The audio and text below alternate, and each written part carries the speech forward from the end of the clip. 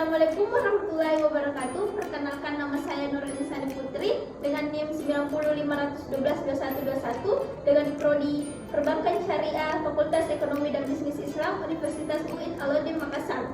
Dan saya akan menjelaskan tentang peranan Pancasila. 1. Pancasila sebagai bertindak sebagai dasar negara. Pancasila punya kedudukan sebagai dasar negara bagi Negara Kesatuan Republik Indonesia (NKRI). Jadi, nilai-nilai pada Pancasila mengandung dasar atau pedoman dalam menyelenggarakan kebijakan negara. Sehingga peraturan dan perundang-undangan negara harus dibuat dan dilaksanakan berdasarkan nilai-nilai yang ada dalam Pancasila. Kedudukan Pancasila sebagai dasar negara tercantum dalam pembukaan Undang-Undang Dasar Negara 1945, yaitu UUD 1945, yang menjadi norma hukum dalam hukum dasar negara Indonesia. 2. Pancasila bertindak sebagai ideologi negara. Maksud dari Pancasila sebagai ideologi negara adalah bangsa Indonesia punya tujuan yang sama dan perlu diwujudkan untuk membangun pembangunan nasional. Oleh karena itu, nilai-nilai pada setiap butiran Pancasila dijadikan pedoman dasar dalam kehidupan sehari-hari.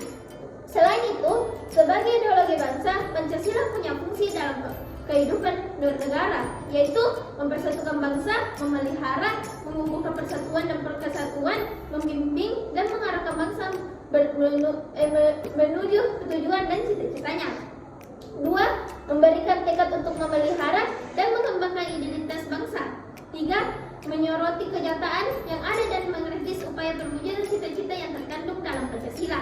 3. Pancasila sebagai filsafat bangsa. Pancasila sebagai filsafat bangsa artinya Pancasila adalah harga mati bagi bangsa Indonesia dan tidak boleh diganggu-gugat. Mengetahui fungsi dan peranan Pancasila dalam menjalankan pemerintah dan sebagai cita-cita bangsa Indonesia. Mengetahui fungsi dan peranan Pancasila dalam menjalankan pemerintah dan sebagai cita-cita bangsa Indonesia. Sehingga setiap warga negara Indonesia harus mempelajari, memahami, dan mengimplementasikan nilai-nilai Pancasila dalam kehidupan sehari-hari. Sehingga bangsa Indonesia tidak terpengaruh oleh bangsa lain dan menjaga persatuan dan kesatuan bangsa. 4. Pancasila sebagai dasar hukum. Seperti yang teman-teman ketahui, Pancasila menjadi sumber hukum dari segala hukum negara Indonesia. Hal ini ditegaskan dalam pokok-pokok pikiran dalam pembukaan Undang-Undang Dasar 1945. Jadi, fungsi Pancasila sebagai dasar hukum sudah tetap dan peraturan hukum di Indonesia tidak boleh mengabaikan nilai-nilai Pancasila. 5. Pancasila sebagai sumber norma.